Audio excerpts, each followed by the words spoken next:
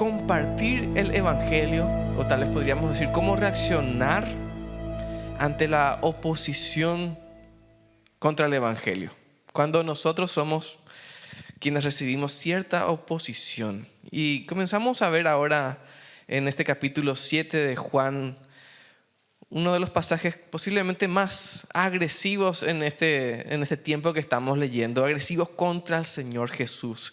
Los intentos de los judíos, que recordamos siempre en el Evangelio de Juan, no se refiere a la raza, sino se refiere al grupo de los líderes religiosos de la época. Ya estaba con planes abiertos de deshacerse del Señor Jesús.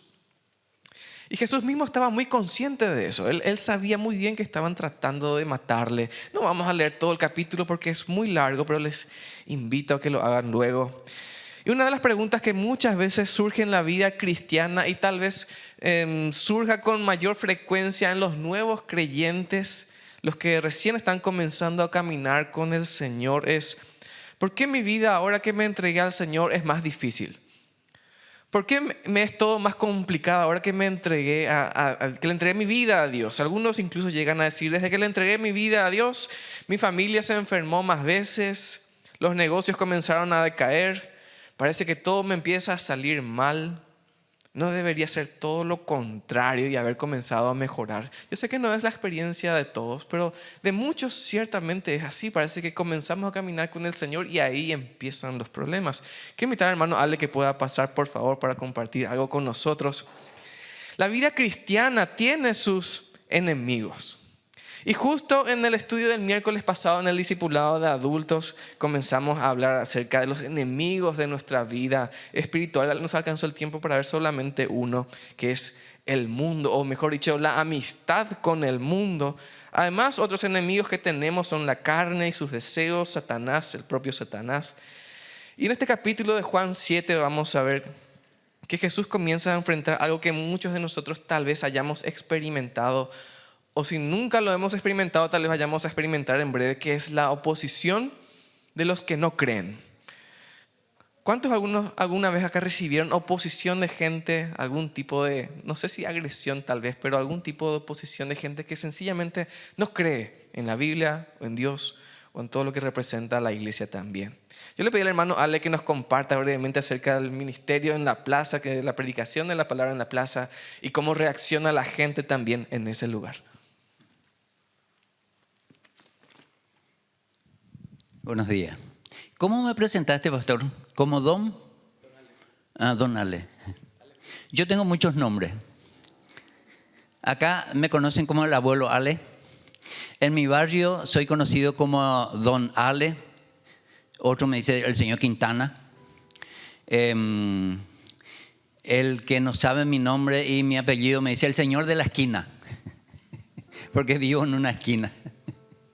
Y a partir de ese momento empecé a figurar entre los tres señores que se conocen: el Señor de los Anillos, el Señor de los Cielos y el Señor de la esquina. Interesante. Interesante, hermano. ¿Cuántos minutos me diste?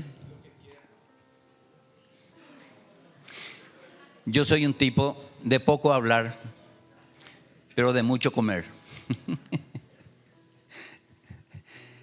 Interesante, hermano. Por un año el Señor me dijo: Ale, tenés que predicar ahí en la plaza. Porque cuando estuve trabajando en Limpio, Dios también me dijo: Ale, terminó tu misión acá. Ya no hay nada que hacer. Aunque había muchos niños, 120 niños, adultos, toda la vecindad, todo el barrio, siempre escuchando la palabra. Pero un día cualquiera el Señor me dijo: Ale, terminó tu misión acá. Y esta es la parte triste de un misionero. No puede casarse con un lugar. Tiene que trabajar ciertos años y huir de ahí. No tenemos el privilegio que tienen los pastores. Un pastor puede casarse con la iglesia, ser ordenado aquí en la iglesia, y 50 años después se muere aquí y la iglesia le sigue atendiendo. Se casa con la iglesia. El misionero tiene otro propósito, otra misión. Y es triste nuestra misión. Y cuando terminó mi misión en Limpio, yo, qué sé yo, estuve en conflictos grandes porque no sabía dónde iba a empezar. Pero Después me dijo, acá, en esta plaza donde suelo correr 3 veces a la semana, y en esta plaza hay que predicar. Pero no es que al día siguiente fui a predicar, sino que me llevó un cierto tiempo de oración y conflicto y elemento que se necesita para predicar en la plaza. Pero una vez empecé.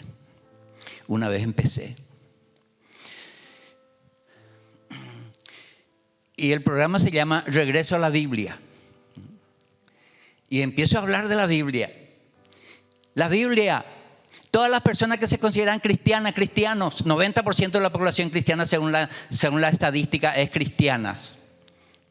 Y hay 2 maneras de ser cristiano: la manera tradicional y la manera bíblica. Y empiezo a hablar de la Biblia. ¿Qué es la Biblia? Para muchos cristianos que no conocen la Biblia, tiene belleza literaria, tiene historia, tiene consejo, tiene luz, tiene amor, tiene el remedio que necesita nuestro corazón. Y un montón de cosas cita la Biblia. Y empieza con los 5 primeros libros, el Pentateuco. Después 12 libros históricos. Después viene otra vez 5 libros que habla de poesía. Si a alguien le interesa la poesía, que busquen estos libros: Salmos, Proverbios, Eclesiastés. Después viene otra vez 17 libros proféticos. Y se termina el Antiguo Testamento con 39 libros. Así manifiesto la predicación para que alguien, ya sea gente que dice ser cristiana, que dice ser atea, que dice que no le interesa la vida espiritual, que busque la Biblia, que va a encontrar lo que necesita su corazón. Y aplaudo a la gente que baila zumba, samba, que juega fútbol, que camina allí en la plaza. Y es una manera de demostrar cómo se cuida la parte física, la parte materia del hombre, de la vida. Cómo se alimenta, trotando, corriendo, jugando. ¿Y la vida es solamente materia? No. Cuerpo, alma y espíritu. ¿Y la otra parte de la vida con qué alimentamos? ¿Con samba, con rock, con polka, bailando? No. Hay otra manera. Y de ese alimento habla la Escritura. Atendé gente de este barrio. Estoy usando la misma palabra que uso en la plaza. Aquí se va a entender, o hay otro idioma. El mismo idioma, en guaraní.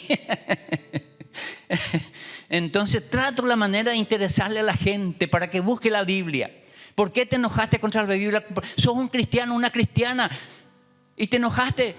Nunca leíste. Si algún cristiano conoce un versículo de la Biblia, que venga aquí a recitar, y como premio tengo una Biblia. En 6 meses, una sola persona recién pasó por allí a recitar un versículo. No conocen. ¿Cómo llegaste a ser cristiano? 90% de la población. Hay 2 maneras.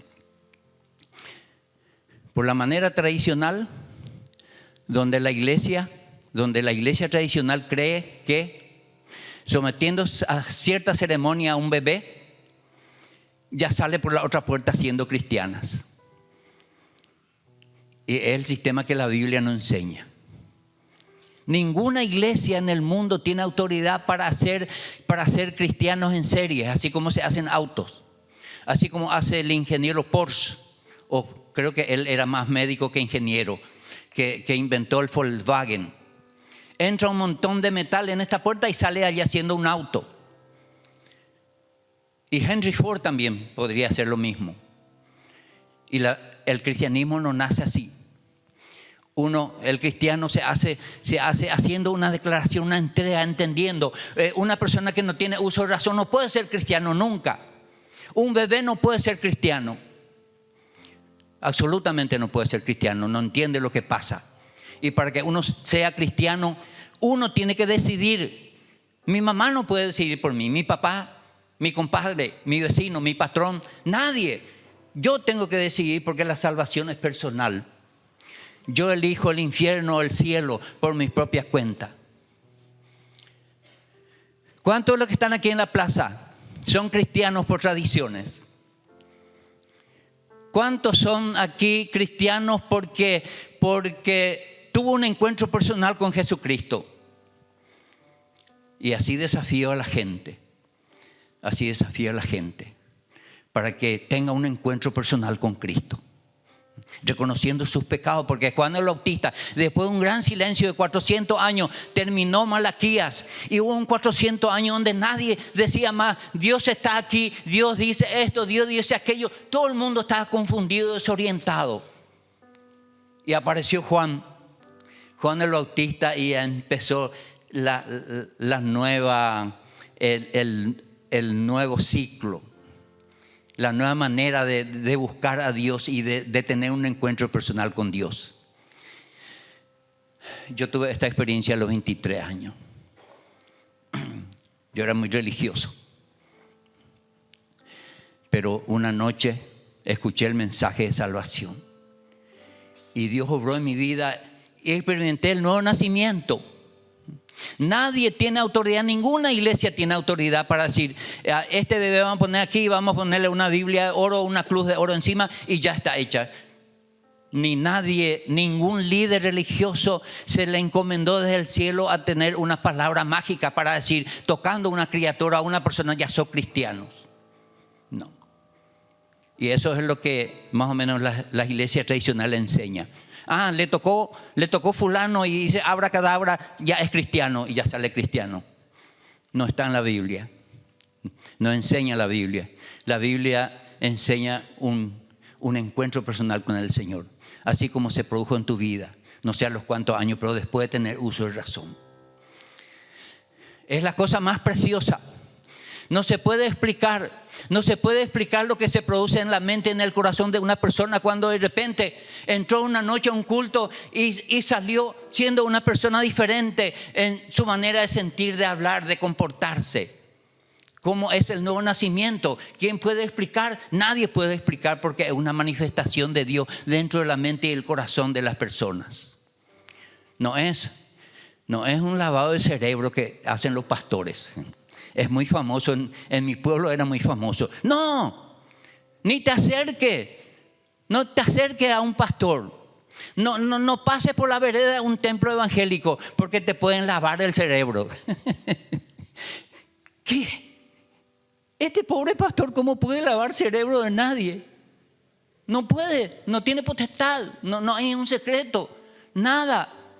Lo que las iglesias hacen es predicar el arrepentimiento, predicar la palabra, para que cada uno busque y haga una declaración de fe, de entrega, así como el noviazgo. El noviazgo serio. No es el noviazgo groreío así. El noviazgo serio, ¿con qué termina? La intención es casarse. Y tiene que llegar un momento dado en que el novio diga, busque una manera especial de decir: quiero que sea mi esposa, y le lleva el anillo de compromiso. A eso tiene que terminar un noviazgo serio. Quiero que sea mi esposa. Y he visto el año antepasado, no sé cuántos años, hace un momento muy especial y muy tierno, romántico también. Un noviazgo aquí, que jugando la Olimpiada, la hermana se lesionó y se cayó en la cancha y no se recuperaba más. Y el novio llevó la cajita de anillos de oro y en su lesión, en su dolor ahí en la cancha, le dijo: quiero que sea mi esposa. Qué tierna fue, muy linda, especial. Y aceptó. Siempre digo que los pastores no es el que hace casar a las personas, sino celebra y bendice nomás un matrimonio. Los novios son los que hacen la declaración. Y en el espíritu, en el cristianismo también es así. Yo tengo que decir: Señor, me arrepiento de todos mis pecados y te entrego mi corazón y mi vida. Y ahí se produce el lavado de cerebro que el Espíritu Santo hace. Y eso nadie puede explicar, porque es una operación que Dios hace en el interior, en lo profundo del ser. ¿Cómo se puede entender que una persona que cruzó la universidad y entre un culto donde se predica el arrepentimiento y salga diferente, tirando sus ídolos, sus señales, su religión, su todo tira, porque entendió la verdad y se encontró con Jesucristo? La misma cosa sucede con una persona que no cruzó la universidad. Era terrible, vicioso, de todas maneras, de la peor manera enfrentaba la vida, pero entró a escuchar el mensaje de salvación y salió al día siguiente diferente. Es una obra del Espíritu Santo, así como obró en tu corazón, en tu mente. Antes decíamos, jamás he de cambiar mi religión. Una palabra que se dice de balde. Y qué difícil es para creer en Jesucristo. Un minuto más. Qué difícil es creer en Jesucristo. Cuando yo predico a Jesucristo que nació de la Virgen María, la gente dispuesta más a adorarle a su mamá, a la Virgen, y deja de lado a su hijo.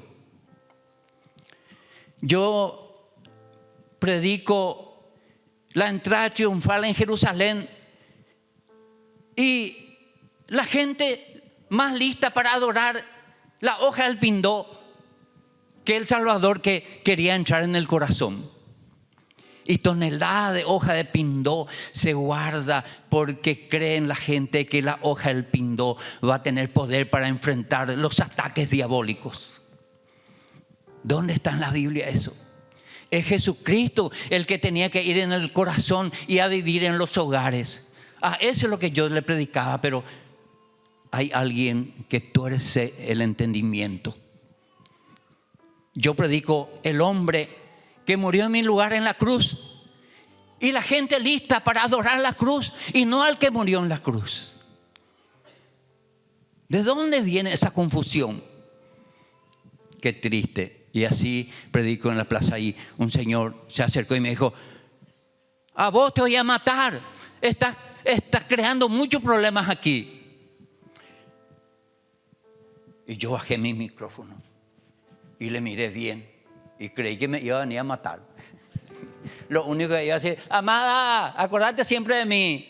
Amada se llama mi esposa. La única palabra que iba a decir.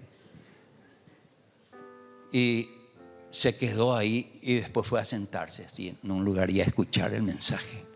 Hermano, hay tantas otras cosas. Una mujer, una señora, predicando en un lugar, me dijo: yo cada año pago a un muchacho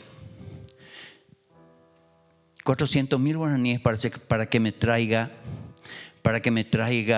el agua de la Virgen que queda en Cacupé. Y le trae el muchacho, no sabemos si fue hasta allá o inventó nomás por allí agua de cualquier lugar, y le trae 1 litro de agua. 400,000 guaraníes le da. Y esta hermana ahora me estaba diciendo: ¿sabe que yo no entendía? Yo confiaba mucho en el agua de la Virgen, pero yo había predicado antes de que dejemos de confiar en el Pindó Caraí o en el agua del pozo de la Virgen, sino que confiemos al que hizo la hoja del pindó, el que hizo el agua, el pozo. A ese Señor, a ese Creador es lo que tenemos que creerle y traerle en el corazón para que la vida sea diferente. Esas son algunas de las predicaciones en la plaza, hermano. ¿Suficiente? Y en Juan capítulo 7, encontramos que la conversación entre judío y Jesús bajó al nivel más bajo posible.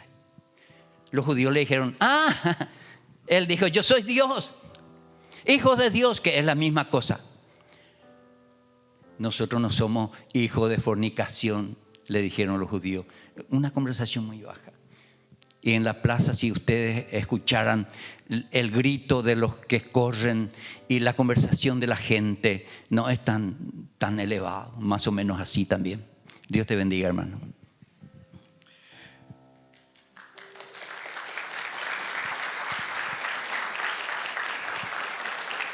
Muchas gracias, hermano Ale, por compartir con nosotros.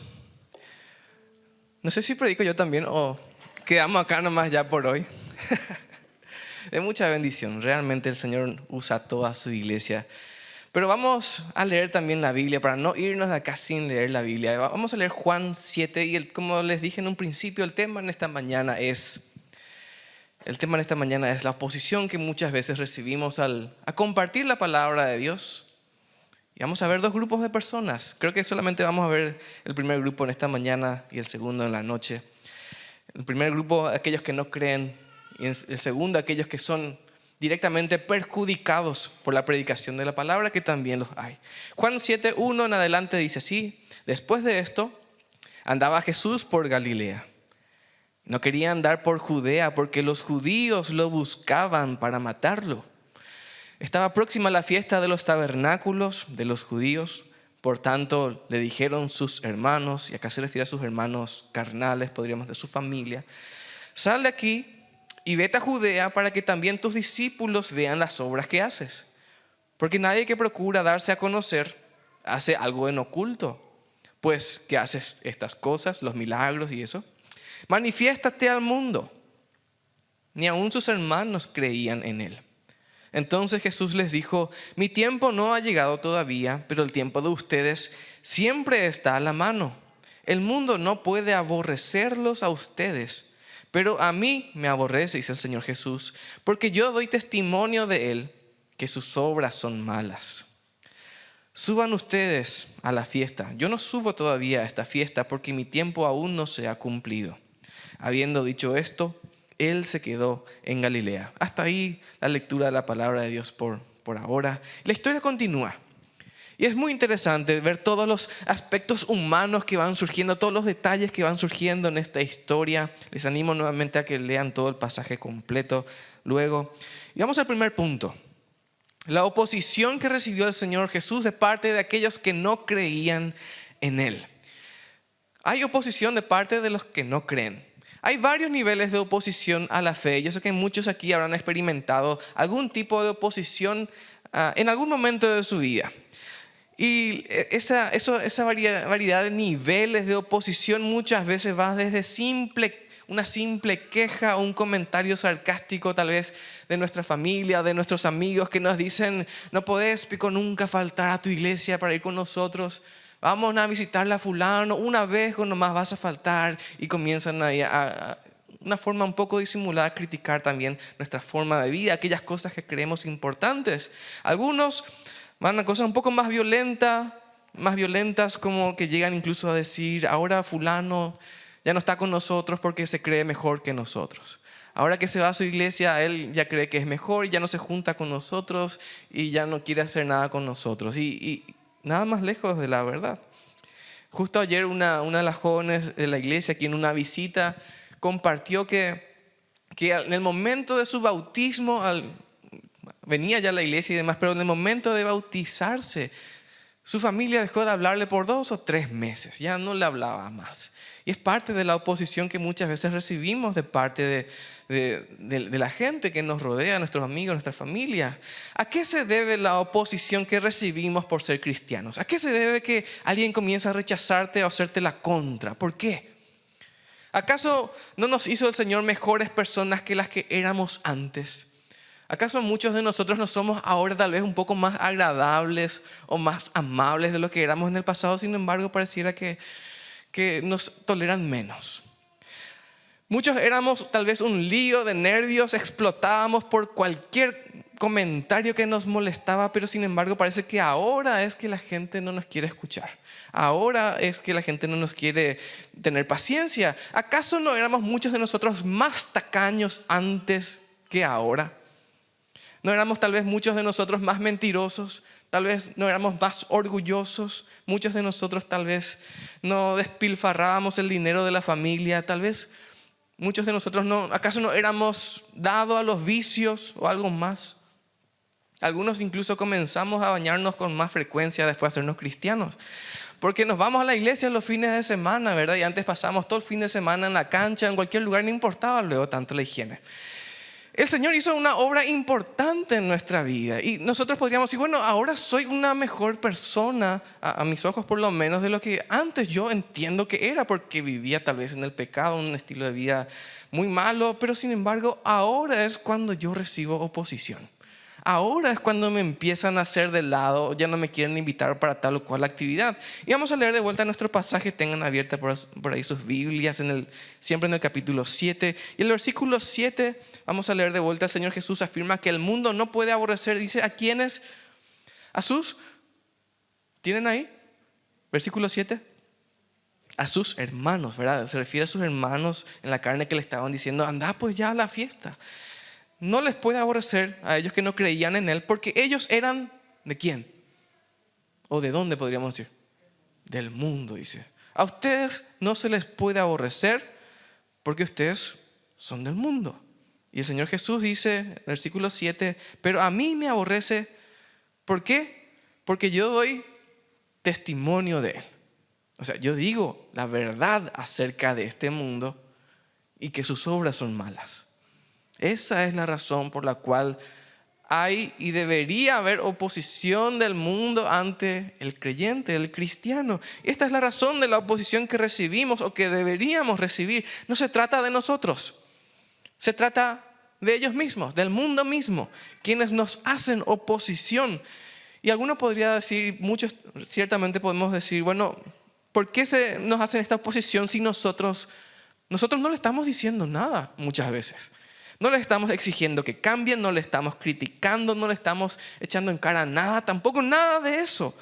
Y tal vez no hagamos eso con palabras, pero la Biblia nos muestra que nuestras propias vidas, nuestra propia vida es como un juicio para aquellos que no creen.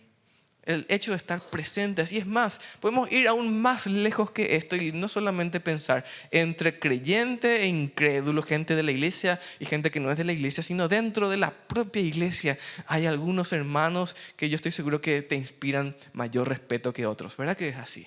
Hay algunos hermanos que cuando van a hablar o van a orar inclinamos la cabeza porque esa persona nos inspira una autoridad espiritual que no es fácil ver en algunos otros. Y eso también es parte de la oposición que muchas veces vivimos dentro de la propia iglesia, cuando un cristiano, especialmente los adolescentes y jóvenes, quieren dedicarse de lleno al Señor. Incluso a veces los padres, no solamente sus amigos, los padres también, no sean tan fanáticos, no seas exagerado, salí con tus amigos. Así no te vas a casar nunca, lo incluso a veces nos dicen, ¿verdad? ¿Por qué? Porque todo el día estás en la iglesia leyendo tu Biblia. ¿Y qué es lo que va a hacer tu vida y tu trabajo y demás? La oposición, podríamos decir, y estamos muy acertados, no es contra nosotros. El Señor dijo, a mí es a quien rechazan. A mí es de que estoy en tu persona. Vamos a leer otro pasaje bíblico, Hechos 26. Abran por ahí sus Biblias, ahí por favor, Hechos 26. Vamos a leer del 16 en adelante. Este es el relato de Pablo cuando él narra su encuentro con el Señor Jesús.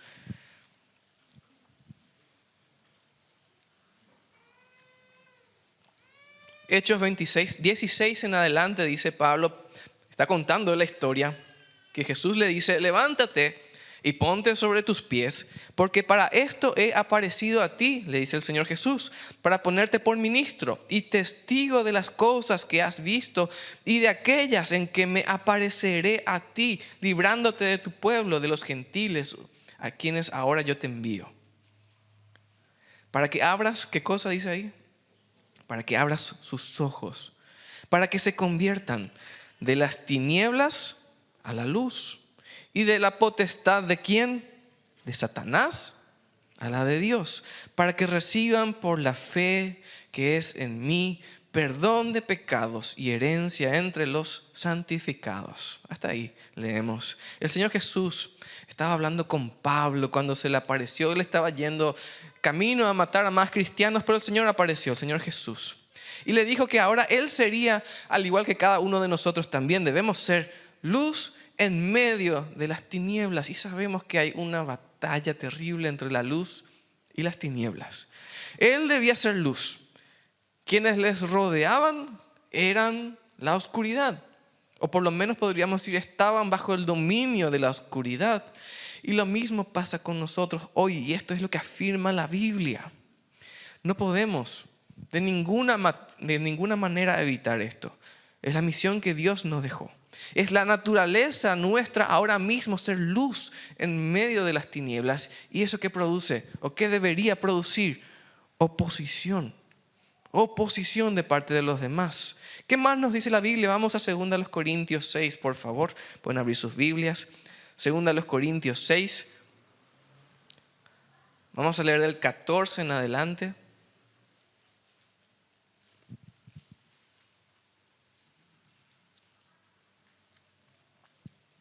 Segunda de los Corintios 6, 14 en adelante dice: no se unan en yugo desigual con los no creyentes. Porque ¿qué compañerismo tiene la rectitud con el desorden, o la justicia y la injusticia? ¿Qué comunión tiene la luz con las tinieblas? ¿Qué armonía hay entre Cristo y Belial, que es un nombre que se da a Satanás, que enfatiza su vileza, su maldad? ¿Qué parte tiene el creyente con el no creyente? ¿Qué acuerdo puede haber entre un templo de Dios y los ídolos? Esto es lo que dice el apóstol. Y mucho más allá de resaltar las diferencias que pueden haber entre un creyente y un incrédulo, este pasaje nos habla de que ya no puede haber muchos más acuerdos básicos para la vida común entre el creyente y el no creyente. ¿Por qué? Por todo lo que se menciona acá. Nosotros somos luz, ellos oscuridad. Y una vez más repetimos, esto no es por mérito propio, no es que seamos super seres humanos santificados de una manera exclusiva y especial. No, esto está abierto para quien lo quiera, para quien lo desea, por medio de la fe en el Señor Jesús. No somos seres superiores, solamente hemos sido salvados, santificados, justificados, hechos justos cuando no lo merecíamos. Eso somos nosotros. Y el Señor Jesús dice: a mí me aborrece el mundo porque yo doy testimonio de él, que sus obras son malas. Que sus obras son malas. En Juan 3 también leemos: esta es la condenación, que la luz vino al mundo y los hombres amaron más las tinieblas que la luz. ¿Por qué? Porque sus obras eran malas. ¿Y qué es lo que desea aquel que tiene obras malas? Desea no ser expuesto, desea no ser puesto en evidencia, y por eso rechaza. Y por eso nosotros también deberíamos experimentar esto que vivió el Señor Jesús en aquel tiempo. Había gente que no creía en él. Había gente que había visto los milagros y aún así no creía en él y le rechazaban.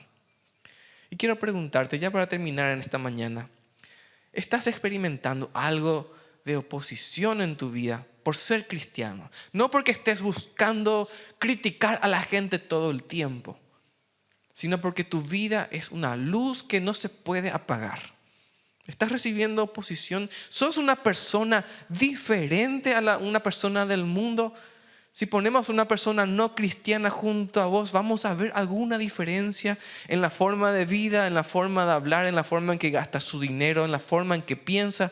¿Cuáles son sus principios? ¿Qué piensa acerca de Dios, de la Biblia, del pecado y todo lo demás? ¿Hay alguna diferencia? Probablemente, si no recibimos ningún tipo de oposición, debemos examinarnos a nosotros mismos y ver si hay alguna luz en nosotros. Si no hay ninguna luz en nosotros, probablemente vamos a camuflarnos entre la gente en medio de la oscuridad y nadie nos va a notar. Pero tu llamado es muy diferente. Dios te hizo una persona diferente. Dios te dio una luz que es nuestro Señor Jesús. Y esa luz debería ser evidente. El Señor Jesús también dijo: una luz, una ciudad llena de luz en una montaña no se puede ocultar. Está ahí, es evidente, es visible. ¿Es así tu vida o no lo es? Si no hay oposición, y repito una vez más, no porque estés buscando oposición, sino por el resultado natural de tu vida cristiana, probablemente tengamos que hacer algunos ajustes en nuestra vida y ver si realmente estamos sirviéndole como deberíamos servirle. También quiero preguntar en esta mañana: ¿hay alguien en este lugar que tal vez hoy quiera decir: yo realmente necesito entregarme al Señor de una manera más consagrada? Yo conozco ya la Biblia, ya me entregué al Señor alguna vez, tal vez en el pasado, hace años, pero cuando escucho testimonios como el del hermano Ale, cuando me enfrento a la Biblia, veo que mi vida no es así. Yo digo que soy cristiano, creo incluso que soy cristiano, me autoconvenzo de que soy cristiano, pero veo que mi vida no es así. En mi vida no hay testimonio, no hay lucha, no hay oposición, no hay luz y tinieblas. Veo un gran gris cubriendo todo en mi vida. Si es así, el Señor te llama en esta mañana a que hagas brillar tu luz una vez más. Que salgamos tal vez de ese espacio del medio un poco mediocre en el cual decimos, tengo un buen comportamiento pero no hay acción en mi vida cristiana. Tal vez haya también en esta mañana personas que están escuchando este mensaje por primera vez y el Señor te está llamando.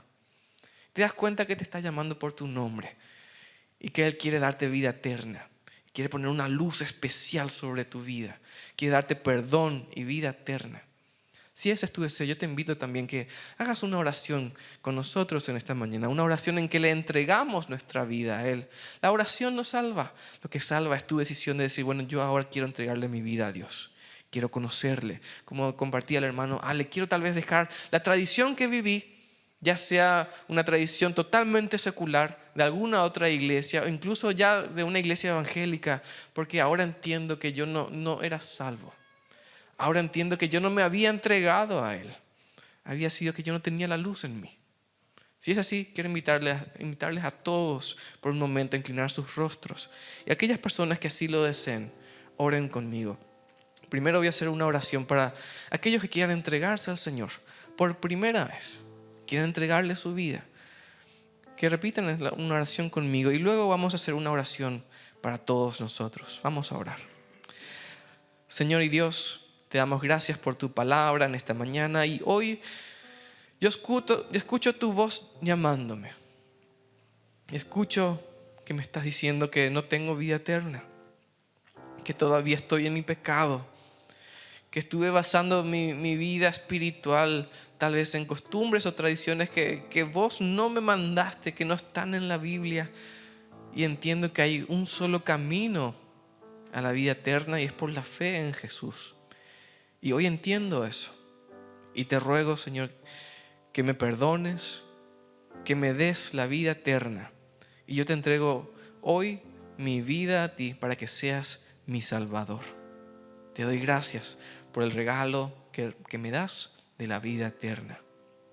Padre Dios, muchos de nosotros también, los que somos ya parte de tu iglesia, en esta mañana también escuchamos tu voz diciéndonos que tenemos que brillar aún más.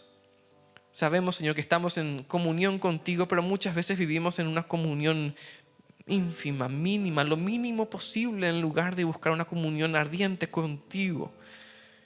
Y muchas veces no estuvimos brillando, no estuvimos sirviendo, no estuvimos aprendiendo, ni siquiera orando. Te pedimos perdón por eso, Señor. Y te rogamos que uses nuestras vidas. Y queremos ser obedientes a tu llamado. Te damos gracias por ser bueno y paciente con nosotros y oramos en el nombre de nuestro Señor Jesús. Amén.